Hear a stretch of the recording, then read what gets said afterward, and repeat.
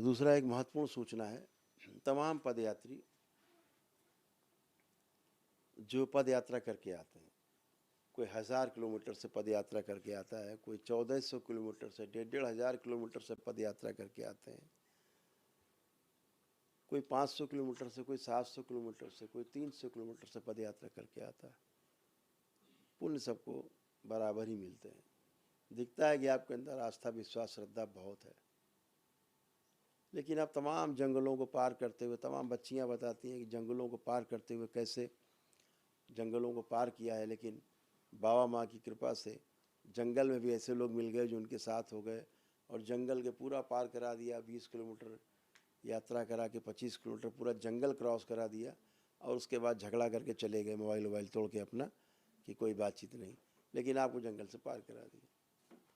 तो तमाम घटनाएं होती हैं।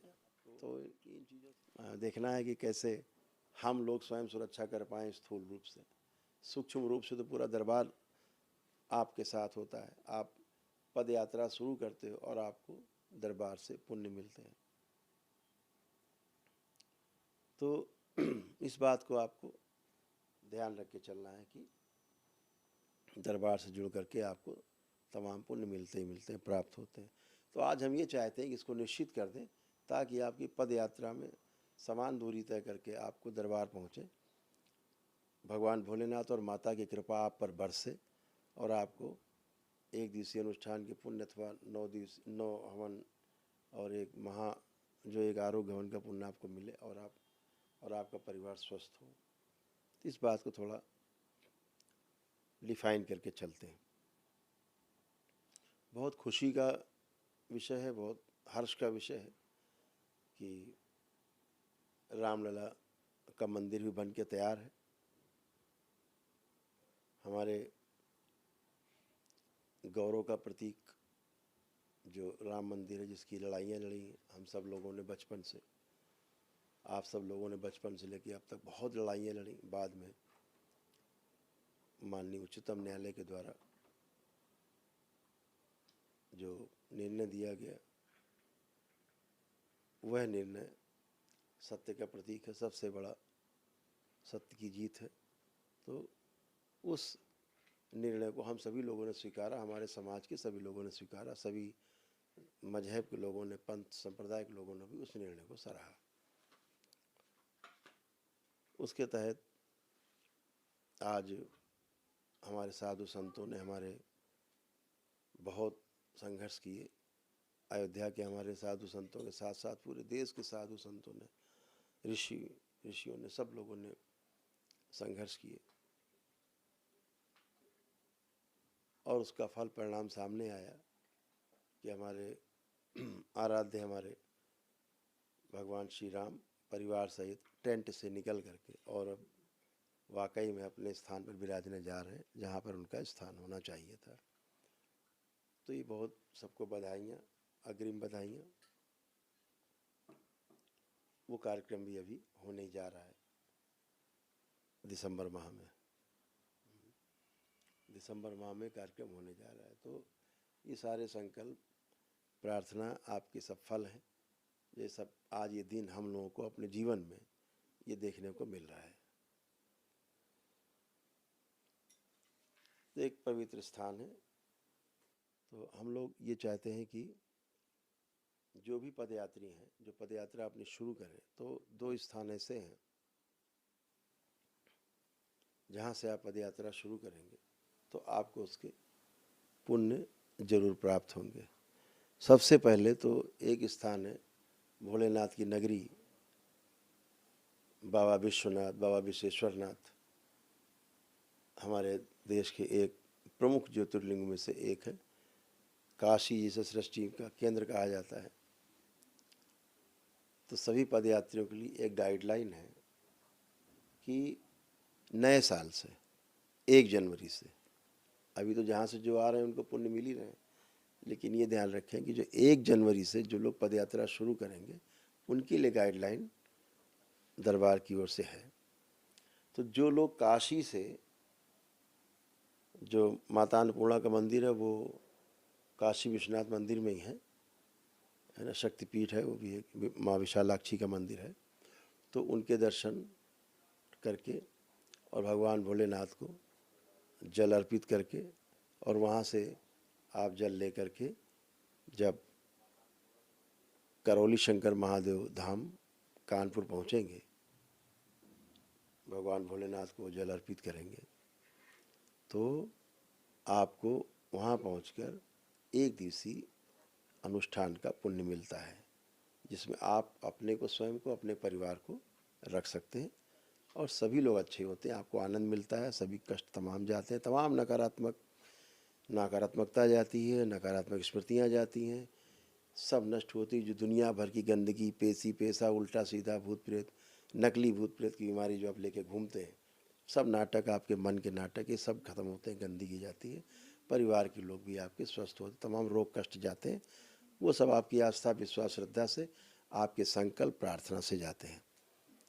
तो आप दरबार से जुड़ पाते हैं। तो आप वहाँ से जब यात्रा शुरू करेंगे काशी विश्वनाथ से, परिसर से, भगवान काशी विश्वनाथ के स्थान से, केंद्र से, तो आपको निश्चित रूप से दरबार पहुंचकर, ये पद यात्रा के कारण बहुत लोग चले आ रहे हैं, पूरे देश से पद यात्राओं का दौर शुरू हुआ है जो, तो हम चाहते हैं वो केंद्रित हो और बराबर दूरी तय करके आप लोगों को पुण्य प्राप्त हो।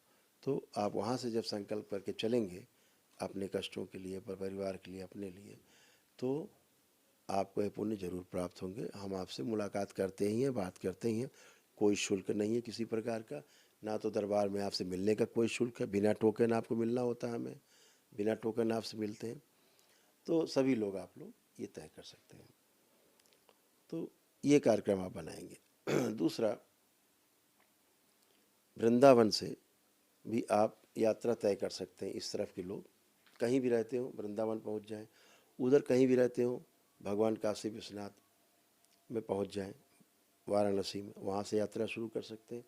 इस तरफ के लोग जो है इधर वृंदावन में, श्री वृंदावन में पहुंच करके बिहारी जी के दर्शन करें। उसके पश्चात जो गोपीश्वर महादेव का मंदिर है वहीं पर, श्री गोपीश्वर महादेव प्राचीन मंदिर है बहुत, तो वहाँ पर भगवान भोलेनाथ को जल अर्पित करके, दर्शन करके और वहाँ से अपनी पदयात्रा शुरू कर सकते हैं।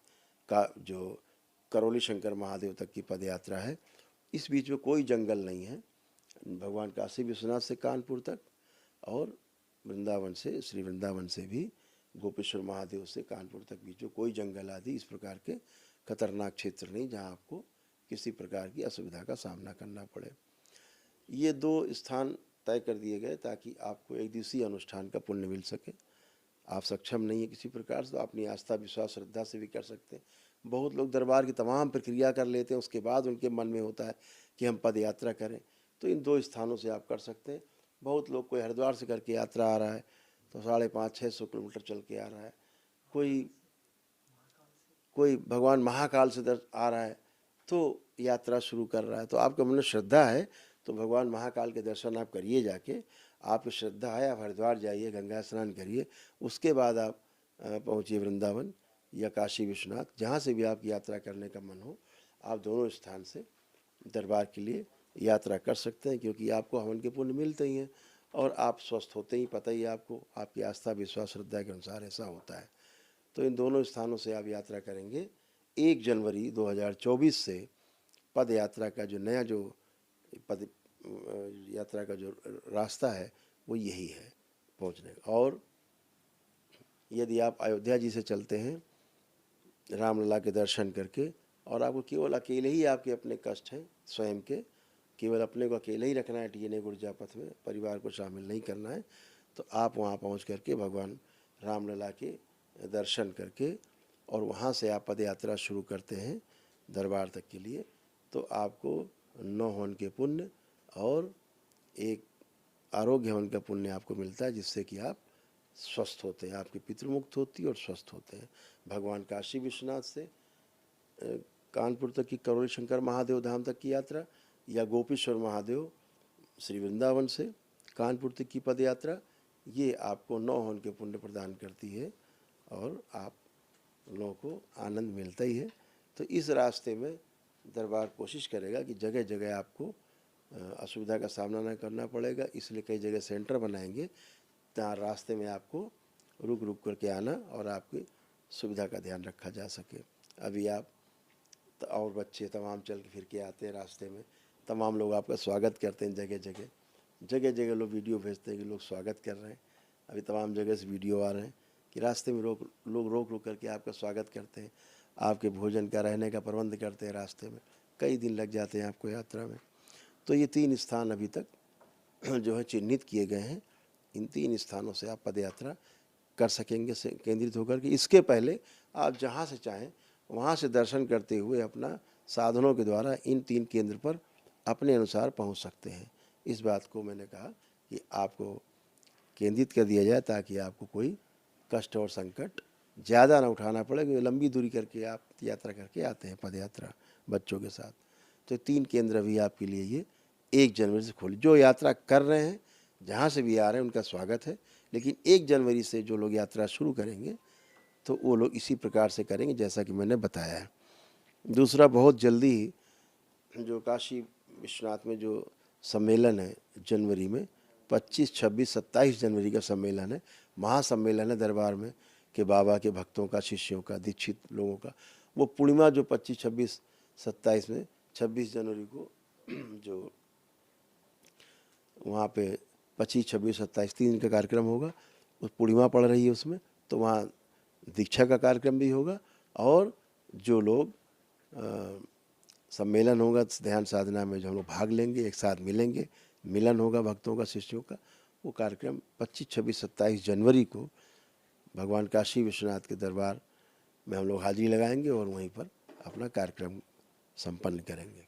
और वहीं पर जो आपके कई चीज़ें हैं जो लॉन्च होंगी नई, वो आपको वहीं से सूचना दी जाएगी, जो आप सभी के लिए, पूरे समाज के लिए एक कार्यक्रम दरबार बना रहा है, जिसमें नशा मुक्ति कैसे की जाए। दरबार के जो भक्त हैं या नए लोग हैं, कैसे जो लोग नशे से परेशान हैं, नाना प्रकार के नशा से परेशान हैं और अपने शरीर को नष्ट कर रहे हैं, तो उनको कैसे मुक्ति दी जाए, उसके बारे में कार्य योजना आपके सामने रखी जाएगी। और जो लोग ज़मीन को, भूमि को, इस पृथ्वी को दूषित कर रहे हैं, तमाम प्रकार की वस्तुएं डाल करके, उसमें गंदी वस्तुएं डाल करके और खेती करते हैं, फिर वही गंदगी हम लोग खा करके अपने पेटों में ले जाते हैं, रोग नए नए पैदा करते हैं शरीरों में। तो कैसे बचाया जाए, कैसे प्राकृतिक कृषि को बढ़ावा दिया जाए, कैसे हम उस खेती को करें जो हमारे लिए लाभकारी है, शुभकारी है और स्वास्थ्यकारी है। ऐसा एक बड़ा कार्यक्रम बनाएंगे और भगवान काशी विश्वनाथ के दरबार से इस कार्य योजना को बृहद रूप में प्रस्तुत किया जाएगा। जो हम लोग, सभी लोग जिस प्रकार की खेतियाँ कर रहे हैं, वो सब कैसे कर रहे हैं, साथी मिल के कर रहे हैं हमारे, जिनको कई लोगों को भारत सरकार ने भी उन्हें पद्म भूषण वगैरह विभूषण को प्राप्त किए। दरबार के ओर से सभी लोग जो सक्रिय रहे इस प्रकार के कार्यक्रम में, प्राकृतिक कृषि में, तो वो लोग भी काफ़ी सम्मानित किए गए और भारत सरकार ने भी उन्हें भी पद्म विभूषण वगैरह जो पुरस्कार वगैरह दिए हैं, प्रोत्साहित किया है। आप इस बात को पुनः से ध्यान कर लें, फिर से हम आपको रिपीट कर रहे हैं, पुनः से रिपीट कर रहे हैं कि भगवान काशी विश्वनाथ के दरबार से यात्रा करने पर और वृंदावन से श्री गोपीश्वर महादेव का जो मंदिर है वृंदावन में, वहाँ से यात्रा करने पर, यात्रा शुरू करने के पहले वहाँ से पहले बिहारी जी के दर्शन करना है, उसके बाद फिर गोपेश्वर महादेव में जल चढ़ा करके यात्रा शुरू करनी है। ऐसे ही काशी विश्वनाथ से विशालाक्षी माता के दर्शन करना है और उसके बाद भगवान काशी विश्वनाथ को जल अर्पित करते हुए और फिर आपको यात्रा शुरू करनी है। यहाँ दोनों जगह से यात्रा शुरू करने पर 1 दिवसीय अनुष्ठान का पुण्य, 1 दिवसीय हवन का पुण्य मिलता है दरबार आकर, और 1 दिवसीय महाहवन के भी पुण्य मिलते हैं। आवश्यकता पड़ती है तो उनके हवन भी अलग से निःशुल्क कराए जाते हैं। सब निःशुल्क है, ये पूरी तरह निःशुल्क है, मिलने का भी कोई शुल्क नहीं है, वहाँ पूरी तरह से निःशुल्क है, कोई टोकन नहीं है, पहुँचने पर भी कोई शुल्क नहीं है, रहने खाने का इंतज़ाम रहता है। अगर हमारी आपसे 2 दिन 4 दिन मुलाकात नहीं भी है, आप पहुँचते हैं, आपको रहने का इंतज़ाम है दरबार में, सब भंडारा चलता है, खाने पीने का इंतज़ाम है, तो कोई किसी प्रकार का कोई वहाँ कष्ट नहीं। आपको पता ही, आप पहुँचते हैं वहाँ तुरंत स्वस्थ हो जाते हैं, कोई कष्ट बचते नहीं है, ना आपके शरीर के बचते हैं ना परिवार के बचते हैं। तो इस जगह से 1 दिवसीय अनुष्ठान का पुण्य मिलेगा। लेकिन जो अयोध्या जी से भगवान रामलला के दर्शन करके चलेंगे, दरबार आएंगे। जो लोग यहाँ तो परिवार को जोड़ के आप चल सकते हैं, भगवान काशी विश्वनाथ से पद यात्रा करके आने वाले लोग, और गोपीश्वर महादेव जो वृंदावन में है, श्री वृंदावन में, वहाँ से पद यात्रा करके आने वाले लोग अपने परिवार को अपने संकल्प में, अपने DNA ऊर्जा पथ में संकल्प में शामिल कर सकते हैं। तो सभी लोग संकल्प करके स्वस्थ होते हैं। लेकिन यदि स्वयं अपने अकेले कोई कष्ट है कोई, उसके लिए आप भगवान रामलला के दर्शन करके श्री अयोध्या जी से करौली शंकर महादेव धाम तक की पद यात्रा करते हैं तो आपको पुण्य 9 हवन के पुण्य और 1 आरोग्य वृद्धि ऊर्जा हवन का पुण्य प्राप्त होता है, और आपको आनंद मिलता है, आराम मिलता है, और अपनी आस्था विश्वास श्रद्धा के अनुसार आप आनंद में होते हैं और स्वस्थ होते हैं, नकारात्मक स्मृतियाँ नष्ट होती हैं। ऐसा कार्यक्रम है, तो इसको इसी अनुसार ग्रहण करें। आज आप लोगों से बहुत बातचीत हुई, आप लोगों ने अच्छे से संकल्प किया है। आपके और आपके परिवार को बहुत बहुत शुभकामनाएं। आज जो आप लोगों ने संकल्प किया उसके लिए भगवान भोलेनाथ की ओर से, माता कामाख्या की ओर से, परम पूजनीय बाबा जी और गुरु माता जी की ओर से आप सभी को बहुत बहुत प्रेम, उनकी ओर से बहुत बहुत आशीर्वाद। आप सभी का परिवार और आप सभी स्वस्थ रहें, सुखी रहें और समृद्ध रहें।